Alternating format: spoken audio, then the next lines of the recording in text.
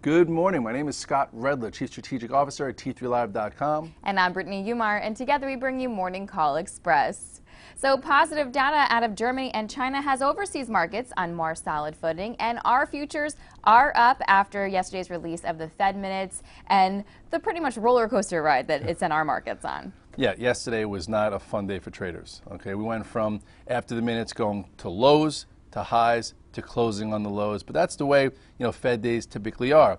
And yesterday the minutes that came out were very hawkish, but these are also minutes from 30 days ago when the market environment was a bit different. If you look here at the chart of the SPX, you will see, look at both trends we have here. This is the macro trend that we're just about getting close to, and then the accelerated trend that we broke once before. But the Fed minutes came right around the end of July when we were about to break through 1700, when you couldn't stop the market. So why wouldn't each Fed governor want to start tapering? If yesterday was a fresh Fed meeting, not just minutes of a prior, 3% off the highs and the world market's a little bit on less footing, it could have been different. But either way, here's your new point of reference. We have 1639. Futures are a little bit up. If they could hold them up today, I guess we'll have to see if we could reclaim the 50-day moving average, which stands right around 1658. But overall, this is the new range that we're navigating. Hopefully you took some risk off around 1698 or when we broke this head and shoulders pattern to the downside. So this is a little wishy-washy, and I would just do a little less as the jury's still out.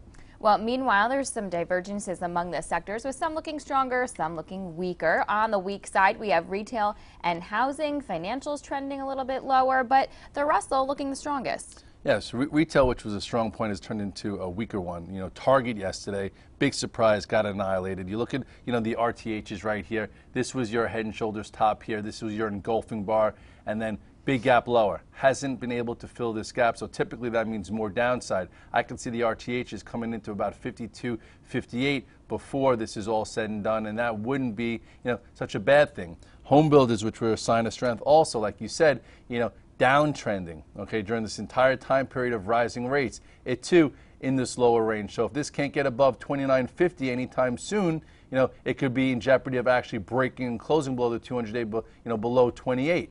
You also have the financials, which aren't leading anymore and kind of trending lower. And I guess the one stronger sector has been the Russell, which is like a glimmer of positivity. So if you look here at the Russell, you will see that it is holding higher. It's still above the 50-day while the markets are below it. So see if that continues. But if the Russell starts to go below 101, and that shoe starts to drop, it's going to be hard to believe that the markets could sustain this 1645 area in the S&P.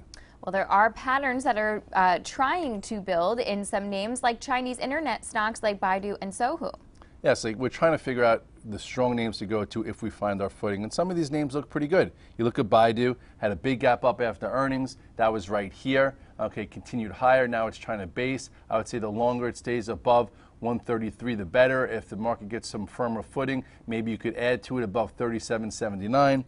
Sohu has a decent pattern here. It's been consolidating. It's right on support. So some people like to buy on support as long as it stays above 59. Perhaps go with that. You have other Chinese names that have been setting up, maybe because of the positive, China data that the hard landing might be off the table. So all in all, there are some patterns to gravitate towards, but you need a better market environment to have some momentum. Right. Well, and of course, all eyes continue to be on rising rates. And as the TBTs go higher and the market starts to get a little bit scared, how soon do you get that 3 handle that you've been talking about?